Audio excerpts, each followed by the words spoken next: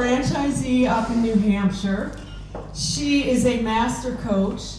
She has also been a mentor, a certification trainer, a member of Team Engage, written many of the things that everybody is using today. She is our NAVC licensed facilitator trainer, and is very instrumental in us having that program to offer. She was the 2011 Kaizen Award recipient and our 2022 Lifetime Achievement Award recipient. So, without further ado, my friend and colleague. There you go. Thank you, Margaret. Good morning. Good morning. All right, that was not good. Let's try that one more time. Good morning. Good morning. All right, that's a little better. Who's ready to learn about Navigational Conversations? Yes. Yes, one of my favorite programs. I'm very honored and pleased to be here to share with you today. So what we're going to be doing today, here's our agenda. So I'm going to be sharing with you a piece, a small piece, albeit, of the Navigational Conversations program, and I'm going to be facilitating it as if I sold it to a client and you are all the participants. Okay? Are you with me so far? Okay. That being said, I also want you to pay attention as a coach, because these coaching skills are really going to take your coaching to the next level as you're working with clients and talking to prospects, as a matter of fact. Okay? And then after we get done with that, so we're going to do that for the majority of the time, and then we're going to talk a little bit about marketing and what's worked as far as Navigational Conversations is concerned, so I'll share that with you as well. Sound good? Yeah. All right. So I want to make sure we get done in time, and I do have a jam-packed program here, and I know Margaret and the orchestra will play me off if I run late, so let's jump right in. All right, what is navigation? Getting from A to B. Getting from one place to another, yes. What's navigational coaching?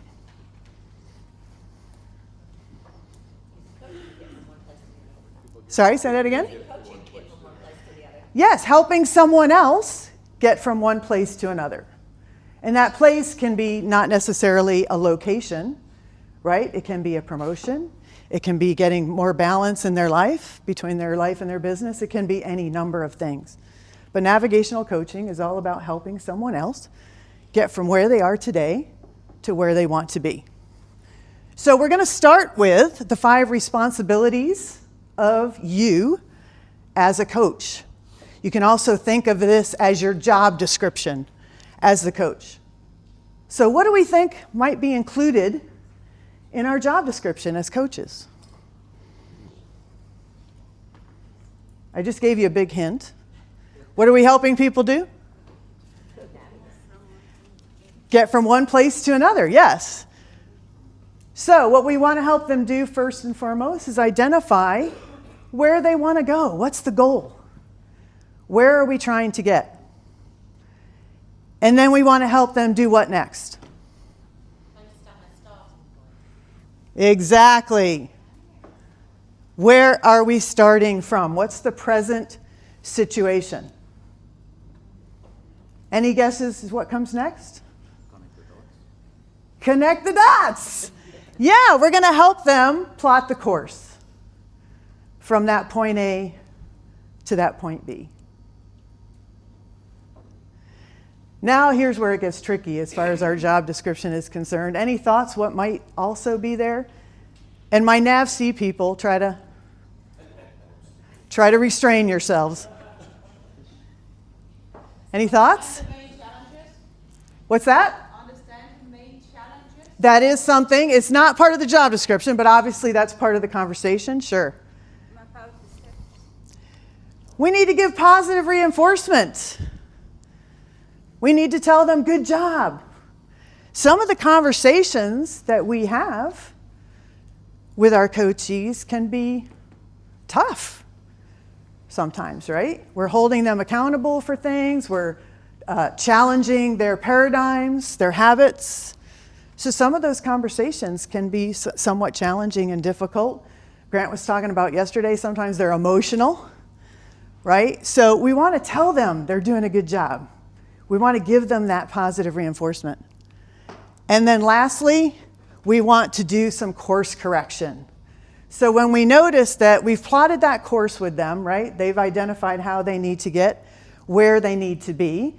And sometimes people wander off, right? They get off course, usually not meaning to, but they get off course. And so our job is to, again, bring them back onto the path that they need to be on to get where they want to be. That's your job description. That's it. Simple? Pretty simple. That's what I like about it. It's simple. I can handle simple.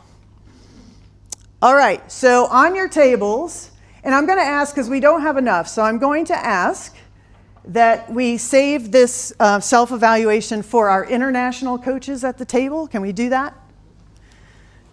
Since the rest of you have probably done this before. So if you have some extras, if you don't get one, don't worry about it. It's okay. We think of you as the international. Okay, the coaches that live over here.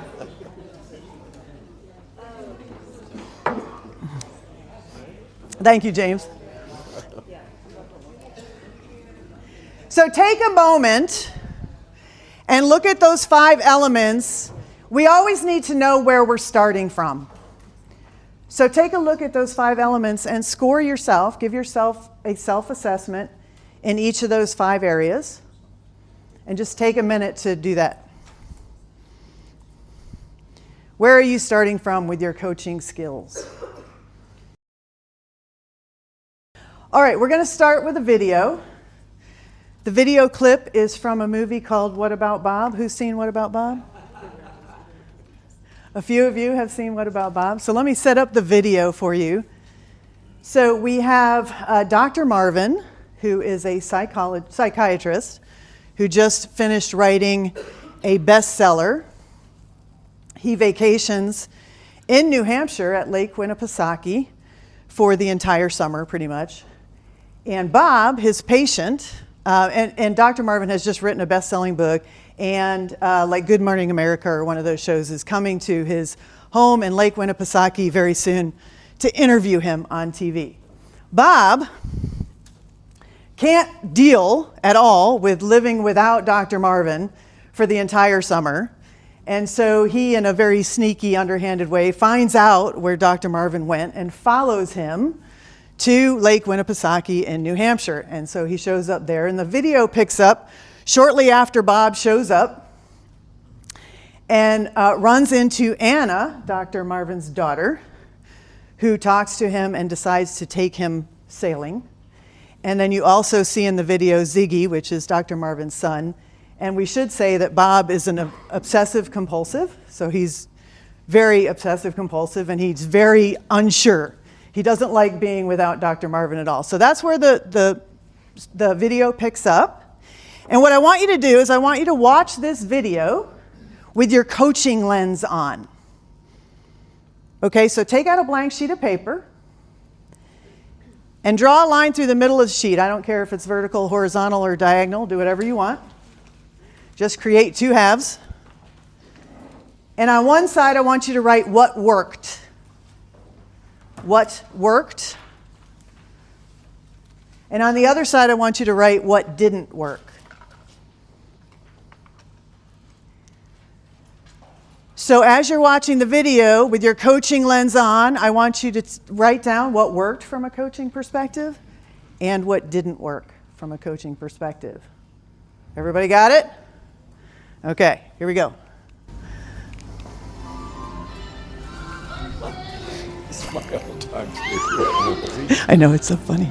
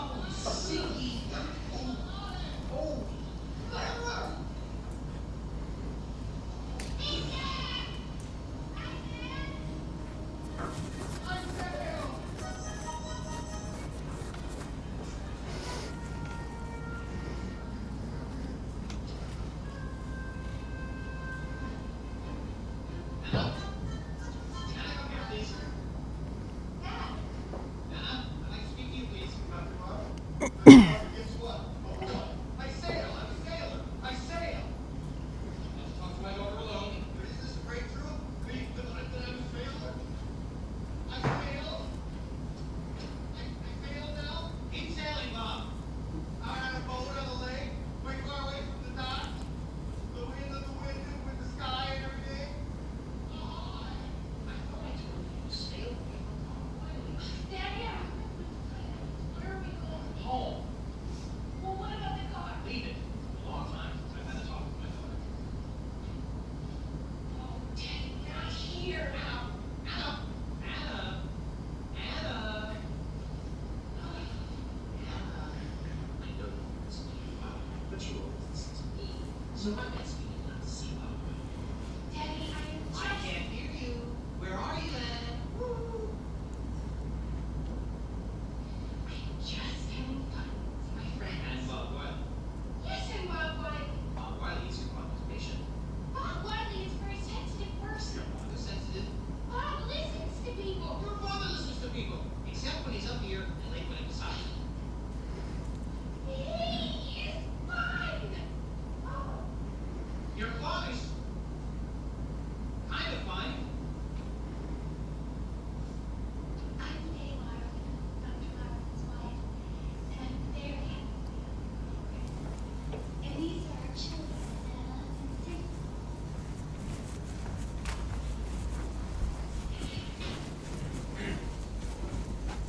Afraid to touch anything.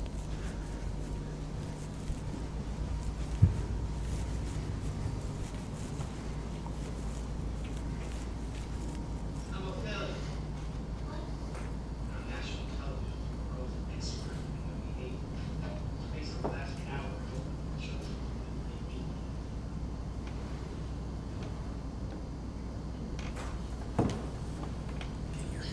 It needs to be louder. Yeah. I hear.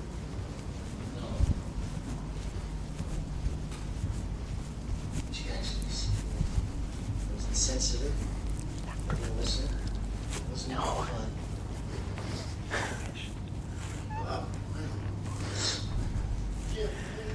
Some time to blow the wind.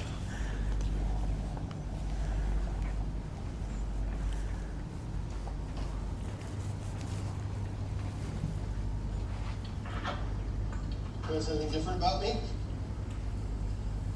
No, Do you, Sam? no. Well, I just picked it up. What are we going to pick up next? Try diving. Oops. Trying to make it louder.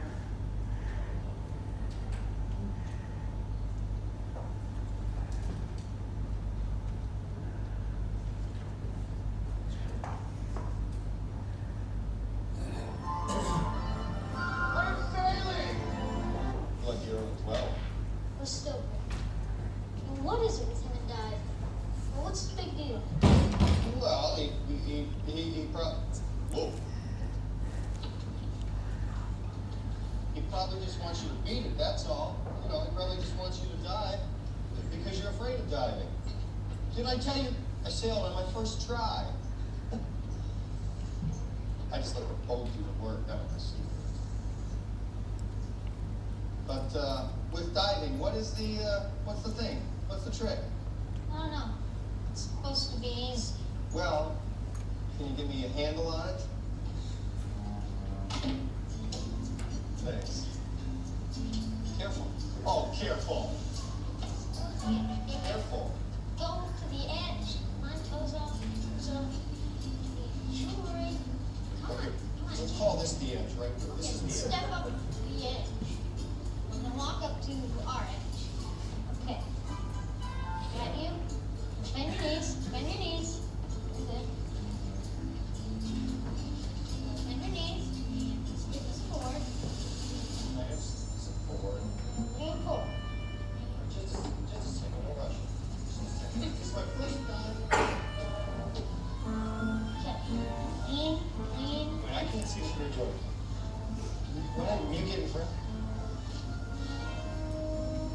All right, careful. Hold it. Wait. Come on. Okay. Now hold my shoe. I'll I got it. All right. Bend your knees. Arms out straight. Stiff as a board. Come here, look.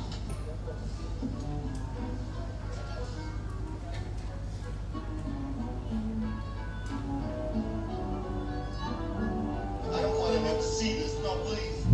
1, No. 2, Don't do it, please. 3.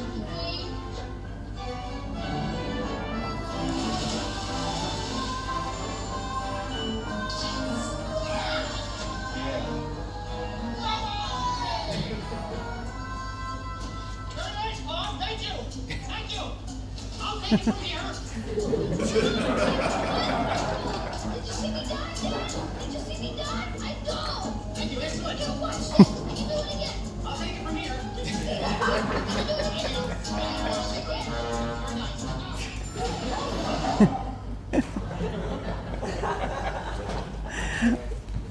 That was a little better. Would this one work better? Because I can hold it. Okay. Okay. Does anybody know the lighting in this room by any chance? Could we figure out that before the next video? So maybe we can shut the lights down a little bit. That might help too. All right. So what we're going to do is you've collected your notes on what worked and what didn't. I want you to conglomerate those notes in your table groups. So take about 1 or 2 minutes to chat with each other in what you came up with as far as what worked and what didn't work, and then we're going to collect those in just a few minutes. Okay? So talk in your table groups. Pick a presenter from your table who's going to share what you guys came up with. So pick a spokesperson. We're going to start with what didn't work. What didn't work. So let's start over here, this table. What table's number? Table number? Oh, there's no table number. Oh, okay. 4, table 4. What didn't work? The dad talks too much, too prescriptive. Okay. He lost attention. Lost attention. Task. Okay. Didn't identify a clear vision or a clear objective. Okay. Yep. No vision was identified. Okay. Self-denial was also mentioned.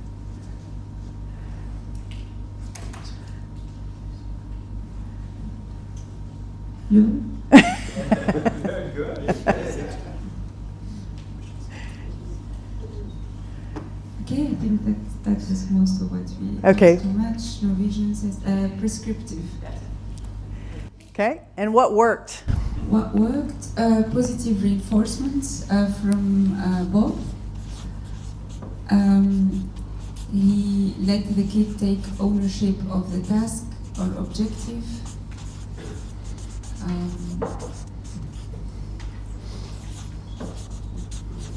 Yeah. Teamwork.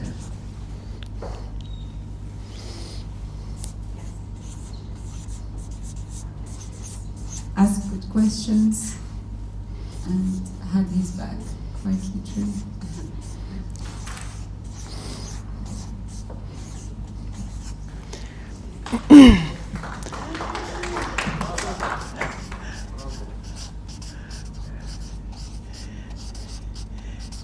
Him being Ziggy, right?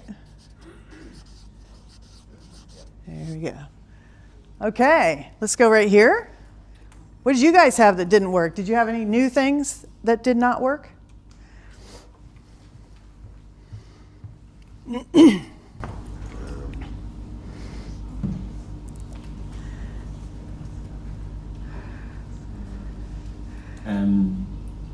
Very similar to what was there. I suppose something else was they broke the trust of the boy. So they made an agreement and they broke the trust by letting him go. He didn't ask his daughter any questions. He just kind of gave her a set of orders. And we were debating whether actually maybe bringing puppets into coaching sessions might be good or bad. But we haven't reached a conclusion yet. curious to find out what people think about that. We'll let you know about that a little bit later. We'll be discussing that. On the good side, Bob shared his vulnerability and his real or pretend fear. I don't know if it was, but he shared his own fear, and that built empathy with Ziggy's fear and brought Ziggy out of his shell.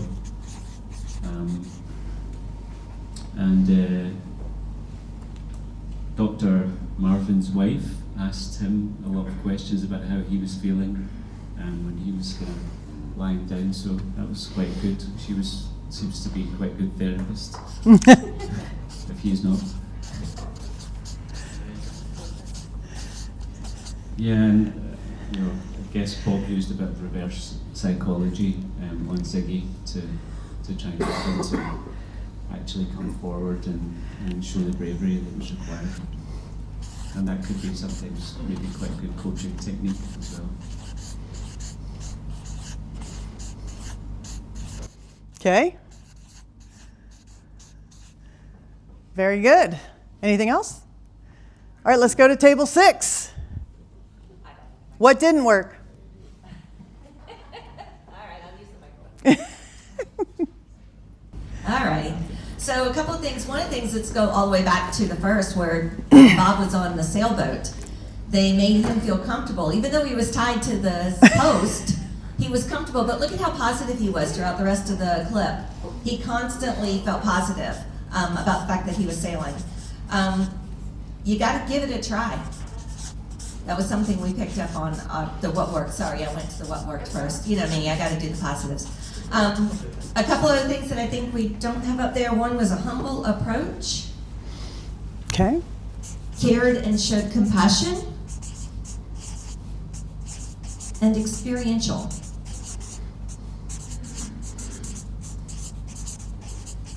And then on the didn't work, that hasn't been covered, when the puppets scenario was going on, how Bob didn't talk directly face-to-face with his daughter. He used almost like people who want to coach their team. It's like, go get someone else to do it for me. So that was what we picked up there, as well as authoritative, a lot of ego. Listen to what he wanted to hear.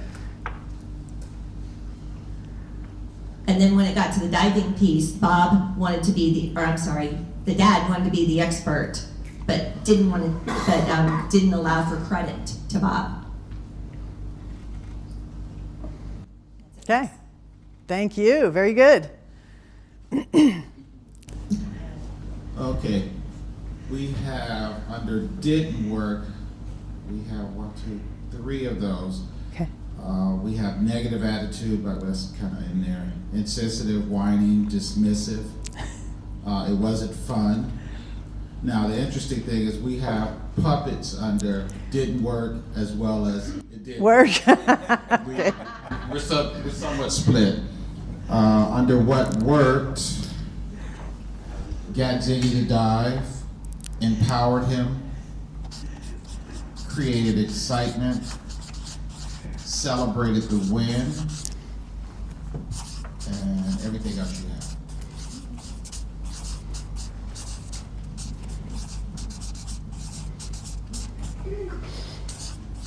All right, next table. Okay, so we don't have much. You guys got a lot of good stuff there. But one of the things that happened in the beginning is the psychologist lost focus. He told his son, trust me, and then lost focus when something else is going by, officially breaking that trust by letting his kid go. The other thing that is a win, and I don't think it's up there yet, is how, well, it does say celebrate, but how the entire community celebrated the win. It wasn't just the dad, it wasn't just Bob, it was the entire community that came in to support the kid. So I thought that was pretty cool. Very good. Thank you. All right, back here.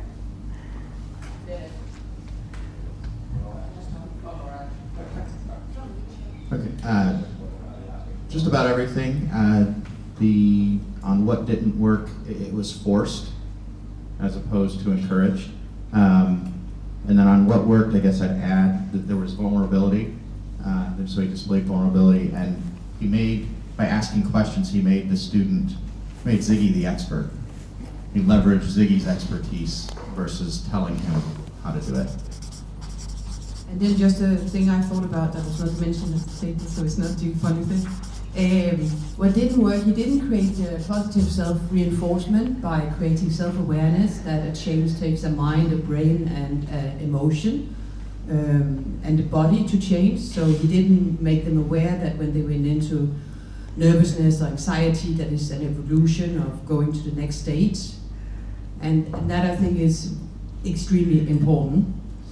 Because elsewhere we're not securing, we're just going brain objective goal, brain objective goal. Right. And human creature are different. All right. Very nice. Thank you. And oh, one more thing. Okay. Here you go. Okay. Thank you. So what I learned yesterday is that coaches cannot focus on themselves. All the dad did was say me, over and over and over. I can do this, I can do this, I can do this better. That's not coaching. That is something else.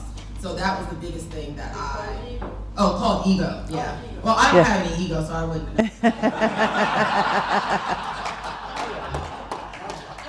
Okay. And 7, I think, is our last one.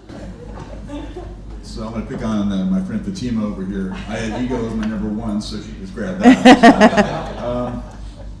From within work, the ego is the piece I was going to add, our team was going to add, but going to the what worked, by taking an asking approach, you got buy-in of Ziggy, right? It wasn't telling Ziggy, you do this, this, this, but asking questions, and all of a sudden, when Ziggy made his decision, it got done.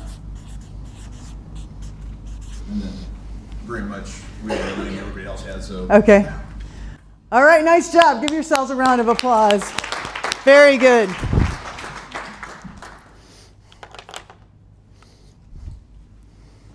Thank you, Tricia.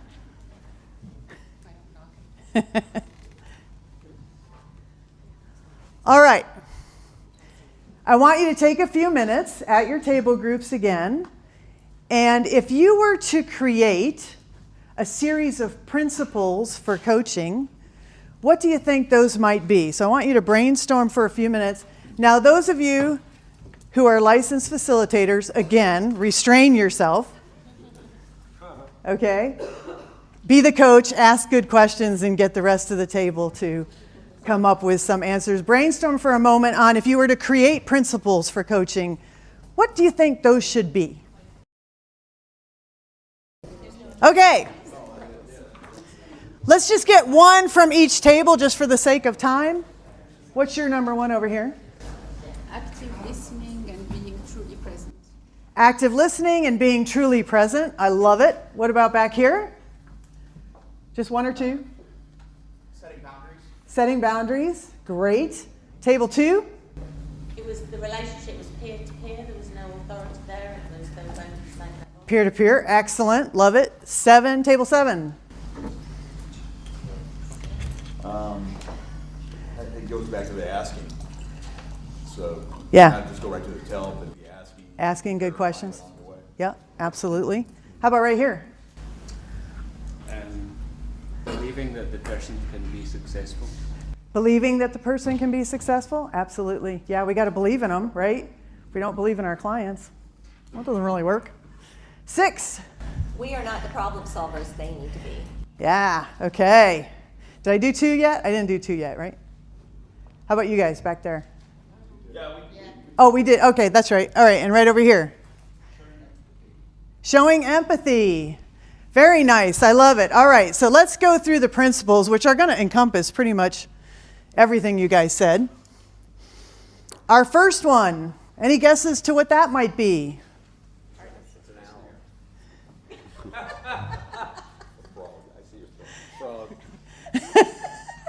Coaching depends on a trusting and collaborative relationship. That's kind of the foundation. If you don't have that, you can't get anywhere without that. Right? So it has to start with a trusting and collaborative relationship. Any guesses as to what that might be? I'll give you a hint. That's an agenda. Whose agenda is it? It's mine. It's the coachee's agenda. Yeah, here's the really bad news that I learned 17 years ago. Once you become a coach, it's never any more about you, ever. Right? It's not our agenda, it's their agenda. And, back there, peer-to-peer form of interaction. So when we don't want to be authoritative, we don't show up, I'm the coach, I'm better, I'm smarter. No, it's a peer-to-peer form of interaction. Because if you have that authoritative approach, that you're smarter than everyone else, then you lose the trusting and collaborative, right? That goes right out the window. So it's a peer-to-peer form of interaction.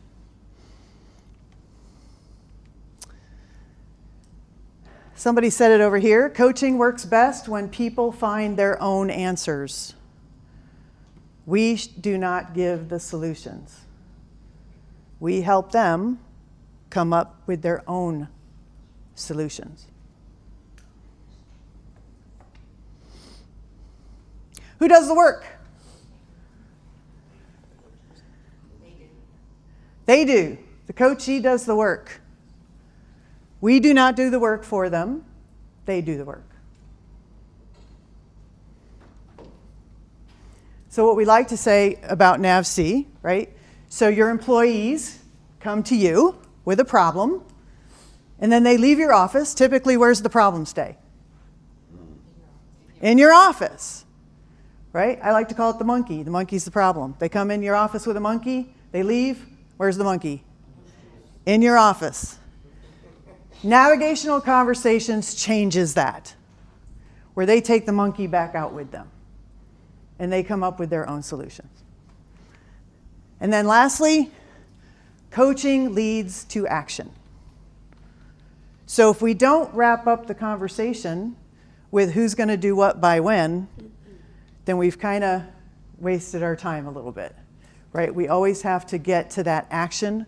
What is that coachee going to do, and when are they going to do it? So let's get back to the puppets for a minute. The puppets are a technique. Can techniques work? Sure.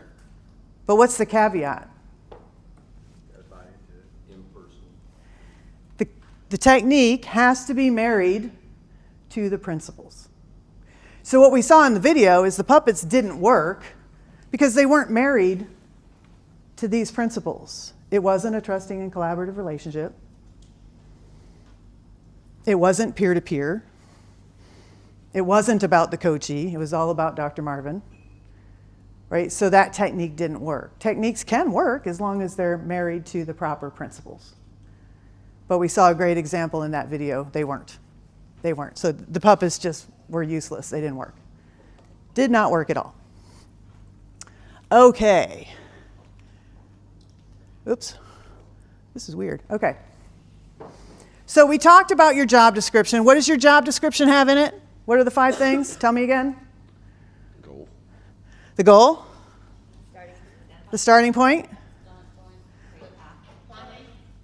Plotting the course, yep. What else? Course correction and positive reinforcement. That's the job description. What we're going to get into now is the Navigational Conversations model. So think of this as the steps for having the coaching conversation, or the process for having the coaching conversation. Okay? Make sense? You still with me? Say yes. Yes. Nod. Say yes. Okay. All right. So what do we think the first step would be in our conversation?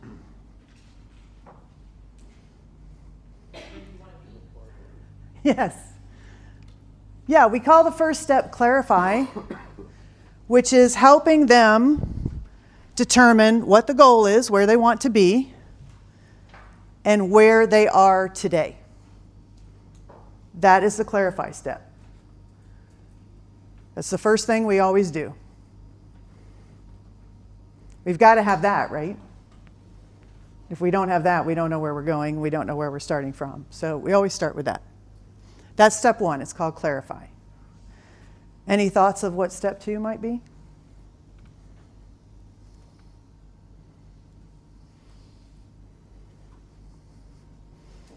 What did you guys just do at your tables? Starts with brain, ends with storm? You brainstormed, yes.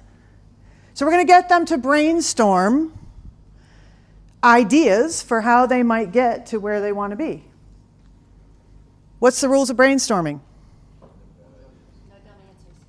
No dumb answers, right. So we have them pull out a blank sheet of paper or a flip chart or whatever we have available to us, and we just have them start writing down ideas. They're, most of the time, going to start worrying about, well, I don't know how I would do this, or, oh, this is going to cost a lot of money, and you've got to stop them. Got to shut that down. No, we're just writing any and all ideas down. So the question always comes up, can the coach give some ideas? What do you think?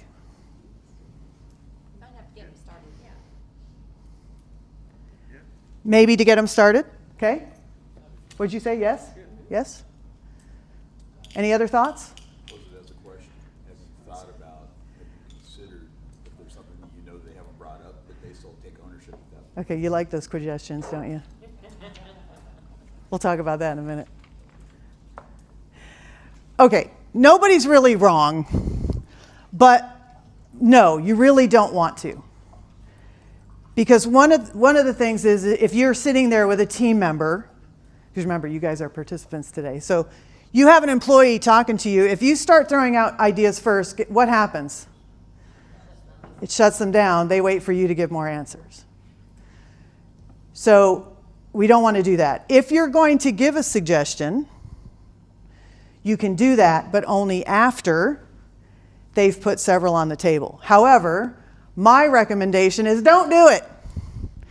Why? Because from experience I've learned, and most of you have probably too, who have been around a while. I've done this before. I've given clients suggestions. You know what? They never pick mine anyway. Why do they not pick mine? No buy-in. Right. It's my idea. They don't give a hoot about my idea. And I shouldn't either, because I want the energy to be with them. And they're going to have energy behind their ideas, not mine. And it'll always hurt your feelings anyway, because they'll never pick your idea, so just don't bother. Just keep asking my favorite question, which is, what else? Yes, what else? What else? What else? What else? What else? And you want to make them go until they're struggling to come up with answers, because the really obvious things, they'll spit those out really fast. So you want to keep asking what else until they're really struggling to come up with answers, because some of the best answers come with that struggling, come with that challenge. So we want to get enough things on the list to really get the creativity flowing. So what happens next, do you think?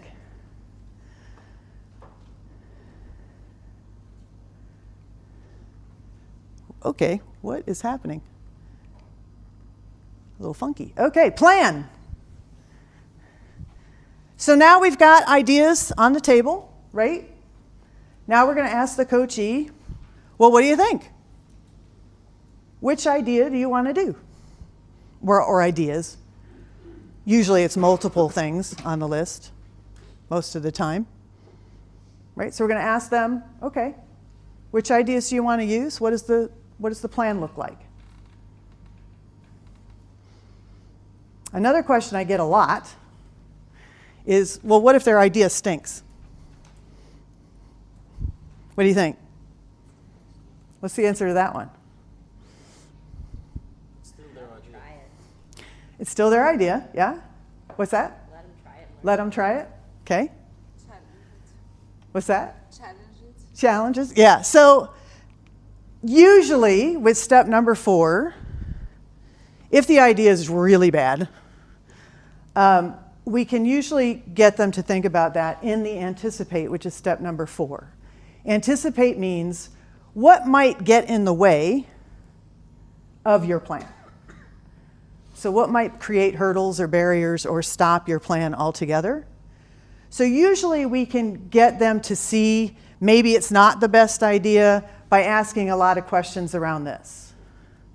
What unintended consequences might be there? What might get in the way? Who is this going to impact?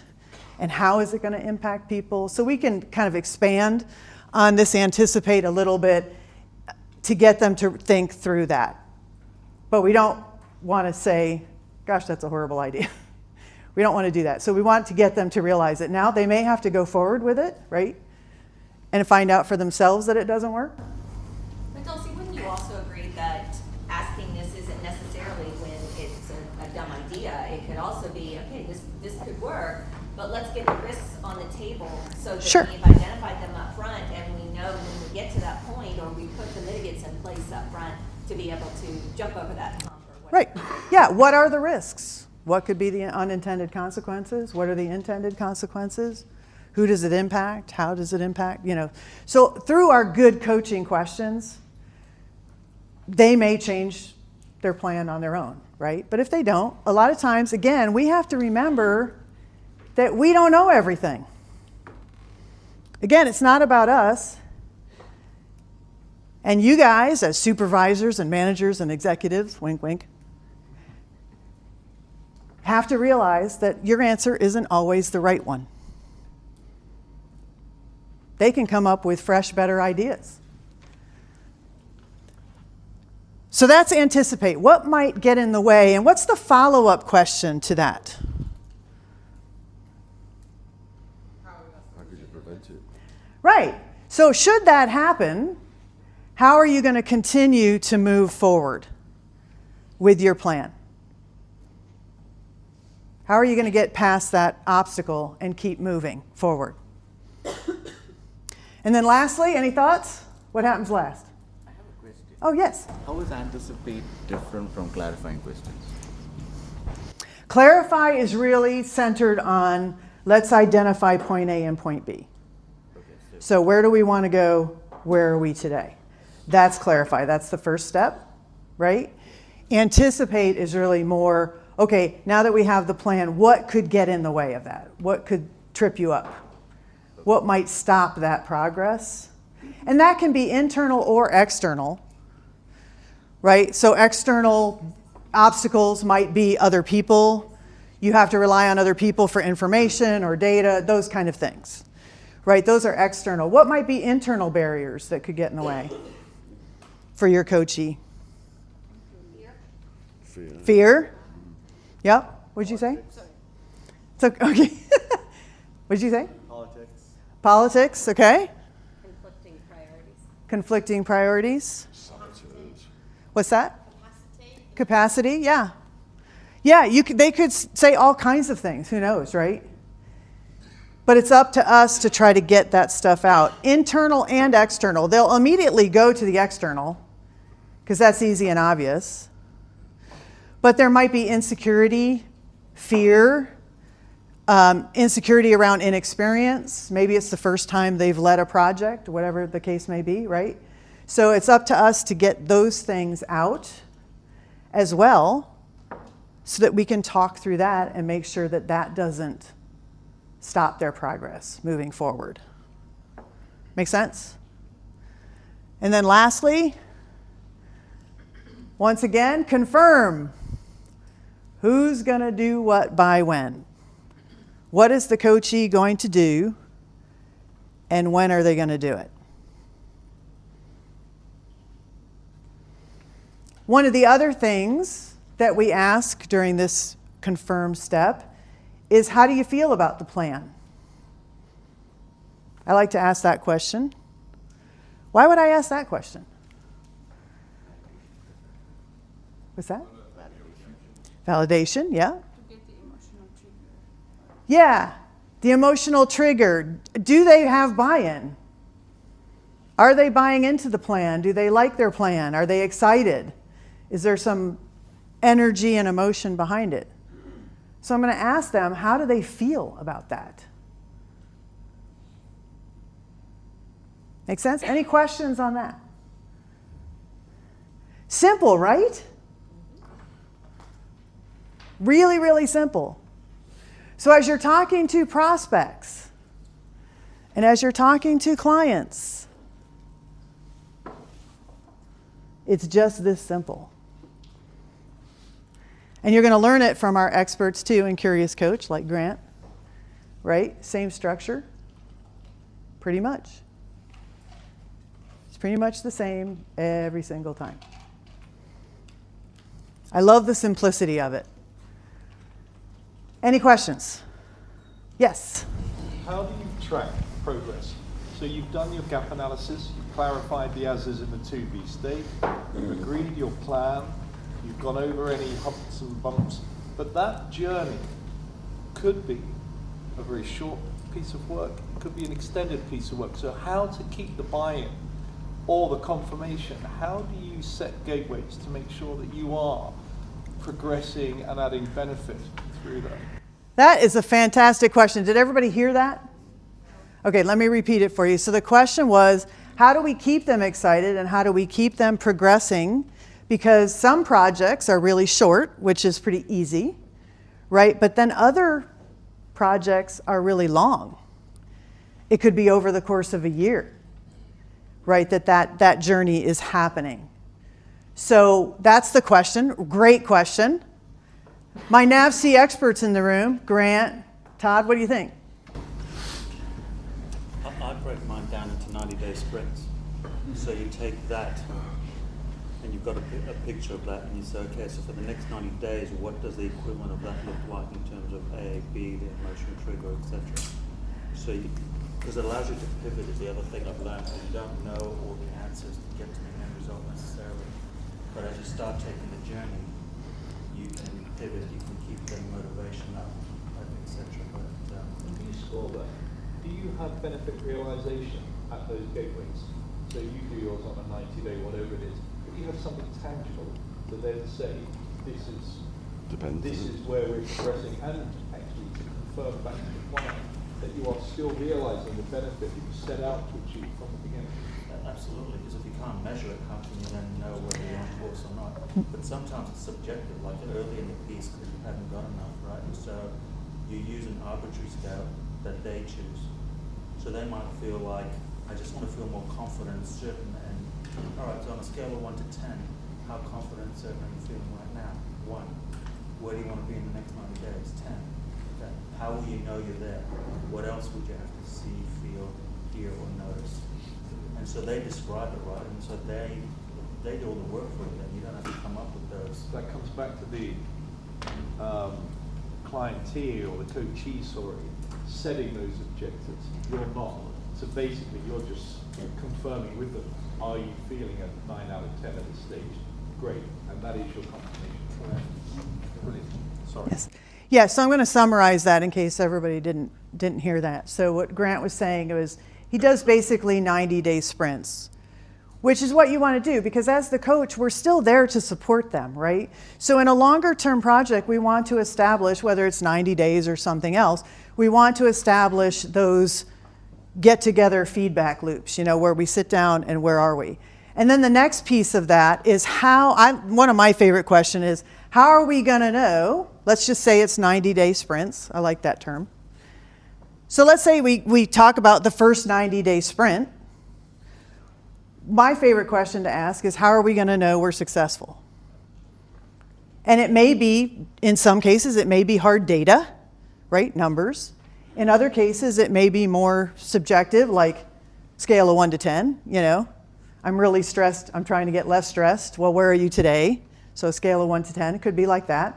But we're going to establish some way of measuring what success looks like, whether it's tangible or intangible. Because we're there to support them. We're not doing the work, but yeah, on those longer term things, yeah, we're gonna establish when those meetings need to be, where we sit down and say, okay, did we make where we wanted to be in this 90 days or this 2 months or whatever it is? Yeah. Also, we're teaching our clients how to be good coaches. Just like we don't set a plan with our clients and say, okay, I'll see you in 90 days, right? We We see Right. them every week, every 2 weeks for those check-ins and how are you doing.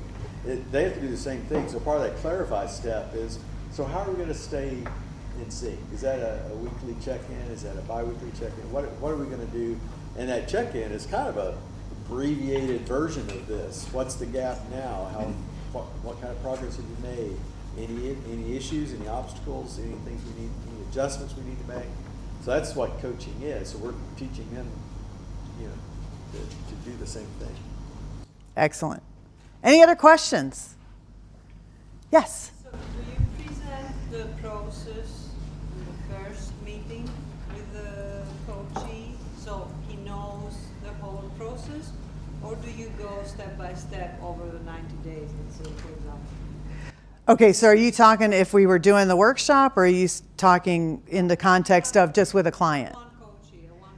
Yeah, so typically I don't show them this at all, right? I'm just doing it, right? And they're just answering the questions. So I'm not showing this to them at all.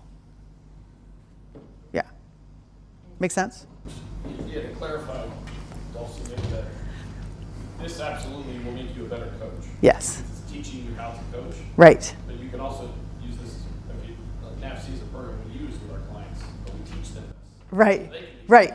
So yeah, it's a little confusing because there's kind of two different contexts here that we're kind of going back and forth with today because of the audience and the group that we have.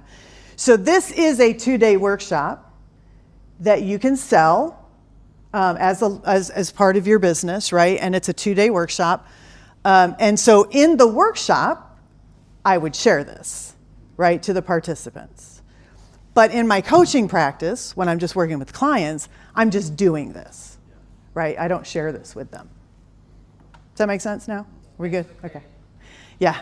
It's a little bit weird because we're kind of switching back and forth. One time I had a client I'd had for a while. I ended up doing NAVC with them after I'd been working with them for like a year or so. And they're like, I see what you're doing now. You've been NAVCing me this whole time. Yeah. Yes. Bit of a housekeeping, but if you're selling the workshop, promoting the workshop, have we done the work with the new branding to wrap around it, which is more of the emotional trigger, end result messaging, marketing messaging? We've changed all the branding and we've moved away from buy this course to, create an inspirational team through groups. Uh-huh. So that kind of thing. Is there any marketing wraparound that we could use? Yes. Yeah, and we'll get into that a little bit. And yeah, and there's stuff in the library that you'll have access to and all of that. So we'll get into a little bit of the logistics at the end. But yeah. Yes. Yeah, can I just ask, why is it, and you've thought about this for absolute years, so I'm sure you've got some really good rationale, or I'm assuming you have, why is it you don't present that journey up front? Do you think it's better to just have it as a natural? Is there do you believe it's wrong to share it, or is it just you think it's better? No, it's not wrong. Like you could. It wouldn't, it's not a deal breaker. It wouldn't hurt anything. But it's really, I think it's better from us being coaches with our clients to just have that conversation and just let it flow, because some clients, not all, but some clients would get a little wrapped around the axle with it, right? And you don't want that. You just want to have a free-flowing, trusting, collaborative conversation. So they don't need to know. I mean, it's not wrong, right? But they don't need to know that you're using this, right? It's just, you want to just have that free-flowing, natural conversation. Because this is also not linear, by the way, right? We don't just go step 1, 2, 3, 4, 5. Okay, good, we're done. Sometimes you go back and forth. Right? They get to anticipate and they go, oh yeah, this plan stinks. Okay, well let's go back to our brainstorming list, let's start again. So you may go back and forth. So you want it to be a free-flowing kind of conversation. And so you don't necessarily want them to know the structure, because it's better, I think it's more valuable to the conversation if they don't. Yeah, right? Otherwise you get, also you might tune, the coachee becomes cognitive, their analysis, and might become over-rational. Oh, which stage are we at now? Yeah, they get wrapped around the axle with it. Yeah. Focus on their stuff. Exactly. Yeah. Hey, also, I'm sorry, I don't want to take time from this, but based on the conversations I've been having with people over the past couple of days, This is a 20-minute coaching conversation. This is an SBR. You should be doing this every time you're having a conversation with a prospect. Where are you trying to go? Where are you today? What have you tried to get there? What are some other things you could try? How are you doing? What do you want the next steps to be? Wow, when can we start? That's a 20-minute coaching conversation. Yep. Yes. Anticipate. How do we, and just I haven't gone through certification yet, so I'm probably premature in this question, but when we think about the anticipate, so we think about risk, how are we holding the coachee accountable tangibly? Is that sending them a recap notes? Is that a shared file? Like, what does that look like tangibly, like tactically? Well, the accountability mainly comes from the follow-up question, which is what are you going to do if that should happen to keep moving forward, right? So that's the main accountability piece. Okay. As to the other things you brought up, it changes from one coach to the next. Okay. I don't do follow-up notes. Okay. I just see that as that's not my thing, right? That's not my job as the coach. I take notes during the session. I ask them to take notes during the session, right? So only under weird circumstances will I send my notes to them. So I hold them accountable for taking their own notes. Who does that too? Okay. Does anybody send recaps? Who sends recaps? I do. Okay. Okay. So, not my purview to say right, wrong. I'll just share what I do. Okay. So I've done both, and what I found is when I send it, they don't take ownership. Right. So by them taking notes, them prioritizing the action items, they're going to take a whole much more serious look and commitment to it. Yeah, that's how I feel, and that's I agree. So and what we're about is to really drive ownership, and so we want them to own it, But that's a bit of a coach preference. Okay. Okay. Yeah, just one thing, but we got to move on. Yeah. As a coach under data protection, the notes you take during your coaching session belong to the coachee. So the law that you should not be keeping notes unless you're committed to data protection. Correct. It's a very serious situation for a coach, especially if you're working for a corporate organization where you have an unfair dismissal or a HR issue. They come back to the coach and say, "Can I see your notes?" And the notes that you think are private are public property. Mm-hmm. So be very, very careful. And if as a coach, you can destroy them. But just you can take copious notes. Yeah. If you're keeping detailed notes, the coachee and the company you're working for has the right to see those notes. Yep. Okay. All right. Great job, everybody. Let's keep moving. All right, we're going to do. You know what? Based on time, I think we're gonna move on here. All right. Why is this thing so weird? Okay. All right. Let's talk about the art of the question for a minute, because one of the key things we do is asking questions, right? What kind of questions do we want to ask? What are open-ended questions? Who, where, what, why, when, and how. Okay. What are closed-ended questions? What do they start with? Did you, can you, should you, would you, could you, right? So this is, yes. Don't should all over people. It's not good.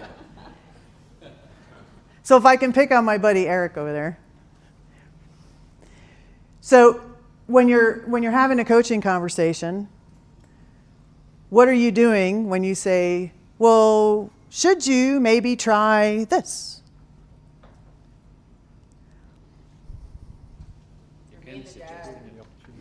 What are you doing? You're giving a solution. You're just turning it into a question. So we call those questions, and don't do that. Don't do that. Okay? Open-ended questions. Now, that's not to say that you can't have any closed-ended questions in your conversation, but the majority of your questions should be open-ended questions. Why? To give us more detail, but why? Yes. We want them to do the talking. They talk 80%, we talk 20%, roughly, right? We want to make them think. If we're asking closed-ended questions, they don't have to think.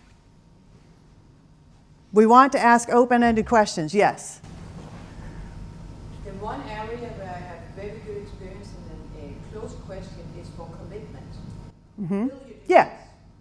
Yeah, that's absolutely right. I find that I ask more closed-ended as we are getting to the end of the conversation.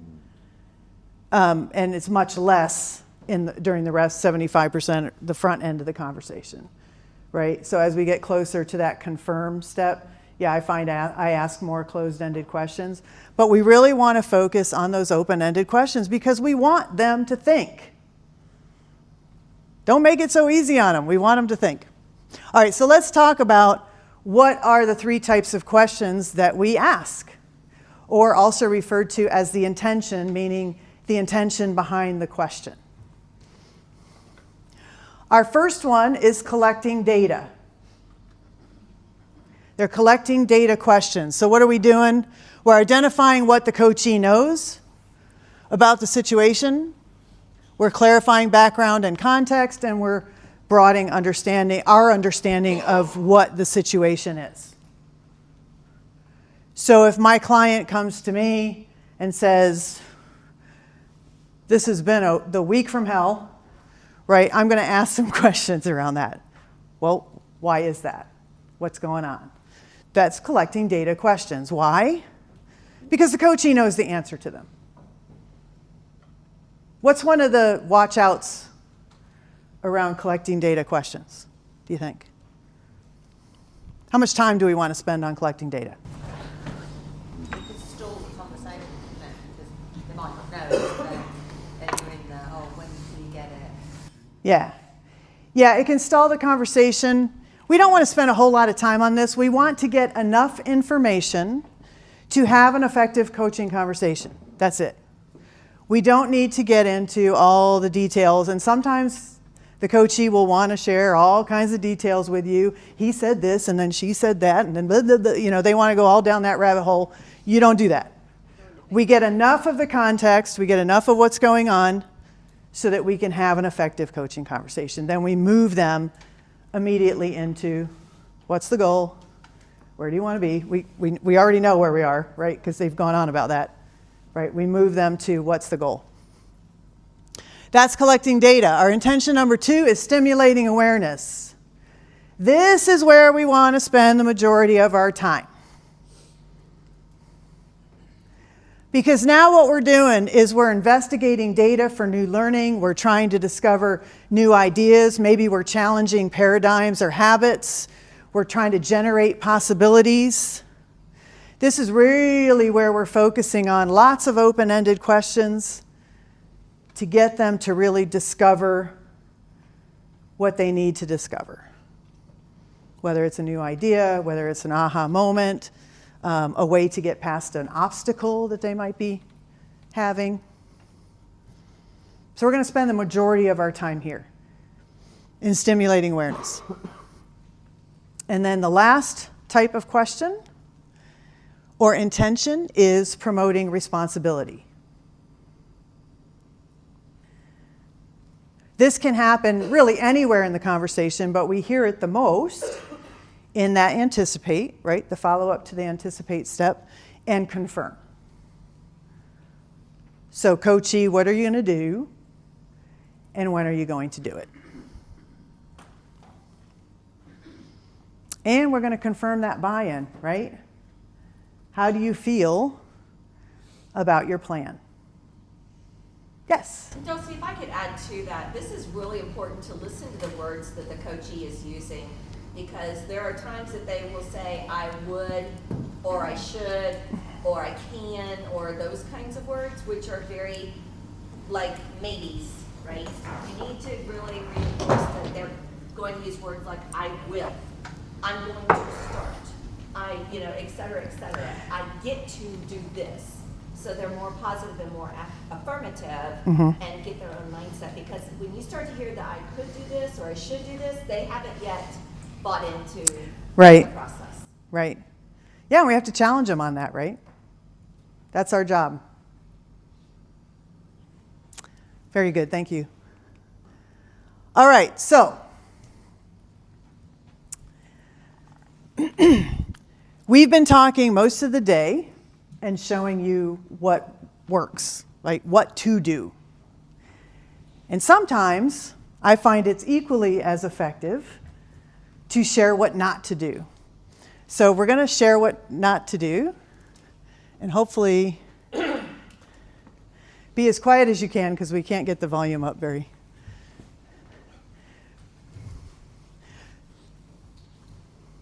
So we're going to share this video with you. This is a great example of what not to do.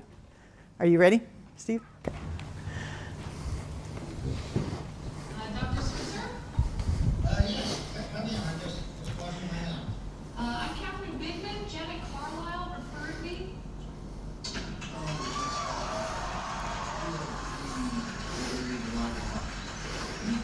Yes, that's me. Should I lay down? Oh, no, don't do that. Just have to. And let me tell you a bit about our building. I charge $5 for the first 5 minutes, and then absolutely nothing after that. How does that sound? That sounds great. Too good to be true, as a matter of fact. Well, I can almost guarantee you that our session will last for 5 minutes. Now, we don't do any insurance billing, so we would either have to pay in cash or by check. Wow, okay. And I don't make change. All right. Go.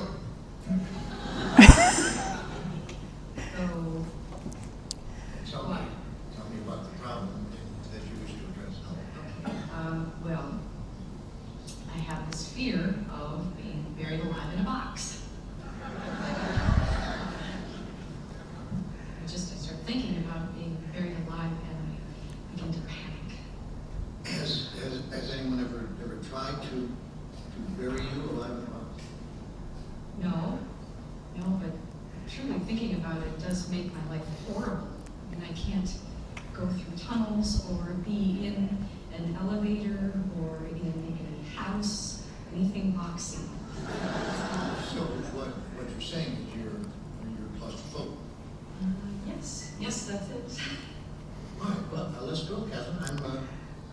I'm going to say 2 words to you right now. I want you to listen to them very, very carefully. Then I want you to take them out of the office with you and incorporate them into your life.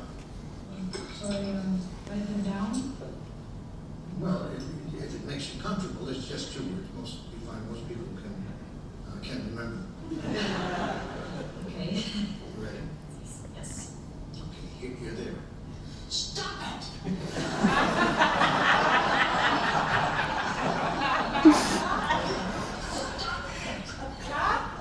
Stop it? Yes, S-T-O-P, new word, I-T. So what are you saying? You know, it's funny. I say 2 simple words, and I cannot tell you the amount of people who say exactly the same thing you're saying. I mean, this is not Yiddish, Catherine. This is English. Stop it. So I should just stop it. There you go.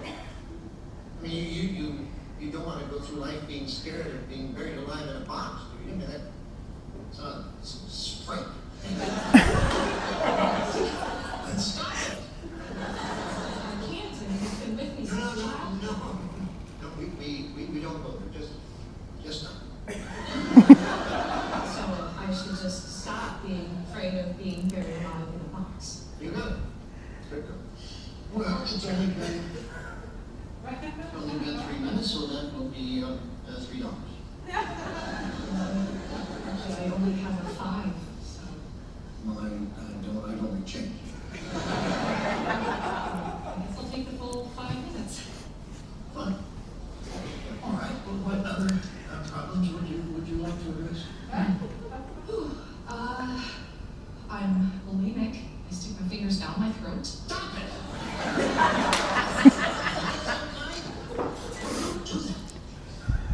I'm compelled to.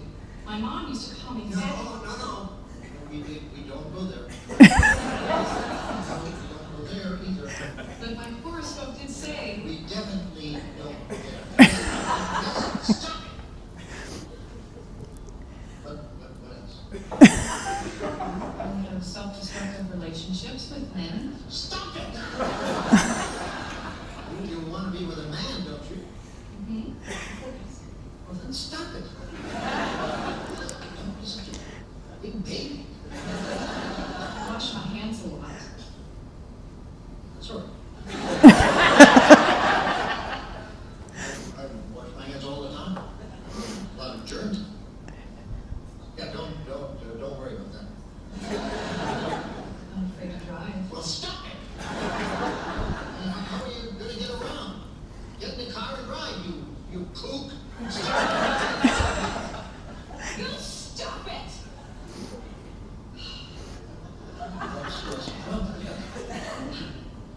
I don't like this. I don't like this therapy at all. You're just telling me to stop it. And you don't like it? No, I don't. So you think we're moving too fast, is that it? Yes. Yes, I do. All right, then let me give you 10 words that I think will clear everything up for you. You want to get a pad and a pencil for each one?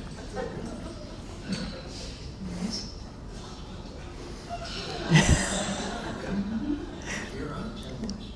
Stop it or I'll bury you alive in a box!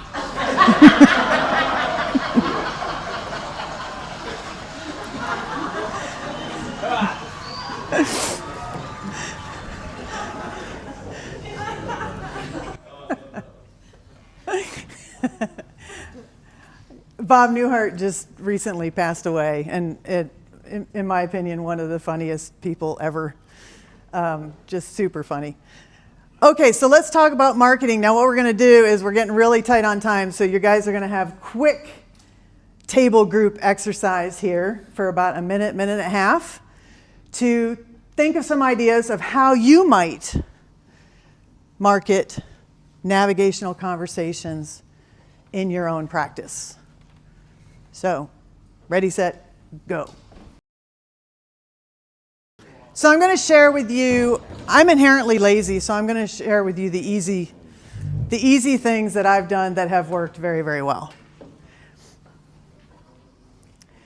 First of all, coaching clients, right? I sell this a lot from working one-on-one with coaching clients.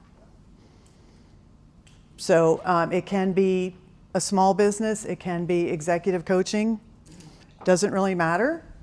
But usually the minimum you want to have, I would say, is 6 to 8 people. But a lot of the businesses that we work with have at least that. And then it goes up from there. Right? So I use coaching clients because I have yet, I don't know, John, you tell me if you agree, I have yet to talk to a prospect or a client who doesn't need this. Everybody needs it. Everybody.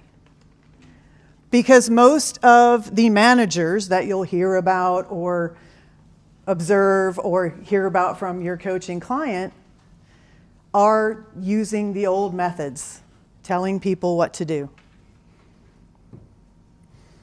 And there's a new challenge now that helps us, and that is there's a lot of conversation around how do we deal with Gen Z employees and younger employees? Well, telling them what to do ain't it. That doesn't work. So NavC is the solution to that too, because we're engaged. They want to be engaged. They want to be independent. They want to come up with their own solutions. So this is an answer to that. So just coaching clients is a source, a very easy one. Speaking for networking groups or associations. So we have an abbreviated program, looks almost like what you went through today. That's like a 90-minute or 2-hour lunch and learn, right? You can get in front of groups, and then you have an offer at the end, generate leads, and you have the discussion about the full 2-day workshop. And then lastly, thank you, Dan, Champions Network. Another great source for getting referrals into and talking to other prospects who have teams that need this. Thank you, Dan, you saved me, my friend. So those are the 3 methods I've used that have worked for me. Todd? Yeah, I would say the first and the third for me. Mm-hmm. And by the way, Dulcie keeps talking about it's a 2-day on-site. I do this every time. It's a 4-hour session on Zoom, and I do it for people across the country. I have people in Mexico, Canada, California, New York, and Ohio, all on the same Zoom call, because they all work at the same company, and sometimes. Other times I'll bring multiple companies together to get to 8 people, and that actually goes better. They enjoy having a variety of different companies, because they hear everybody has the same problems, and they can relate to each other. And this is one, in my opinion. Letitia, I'm going to pick out in the back. She's an HR professional. Those are the people that are great for this. This works for high potential employees. It works for the employee who's been a great engineer that's now becoming the engineering manager. It doesn't know the first thing about how to lead. They just know how to design something. Right? Yes, yes.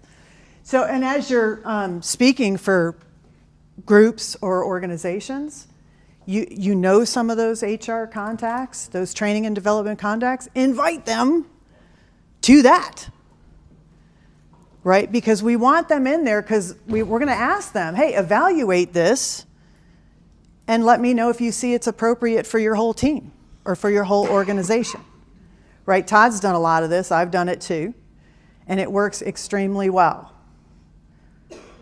So keep it simple. Yes? I was going to say, there's a flyer, there's an ad in the design studio. All you need to do is take action. So you pick a date, you pick a time, you go into the design studio, you put your Zoom link in, you put your date and time, and you click send. You can send it to all your social channels, you can post it on LinkedIn.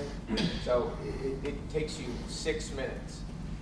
If you don't have 6 minutes, then obviously you have a robust client base. If you don't have a robust client base, then do it. Right.